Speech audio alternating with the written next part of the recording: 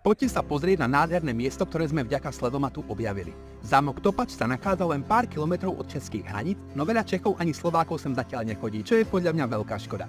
Po extra rýchlom check-ine sme sa ubytovali v našej zámockej komnate, kde nás okamžite očarilo spojenie moderného dizajnu s historickými prvkami.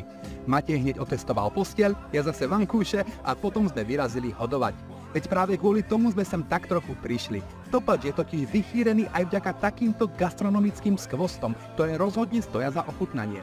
Dokonalá bola podľa mňa bravčová roláda so zemiakovým pyré, kapustou a údeným špekom. Ďalším lákadlom je určite aj veľká wellness zóna, kde nájdete všetko, čo máte radi. Na svoje si prídu ako plavci, tak aj povaľači. Nechýbajú masáže či oddychové zóny, kde si v pokoji užijete svoj županový deň. Pre mňa bol Topač jedno z najkrajších miest, ktoré sme za poslednú dobu navštívili. Ďakujeme Sledomatu za krásny zážitok a vy si tento tip na výlet určite uložte. Čau.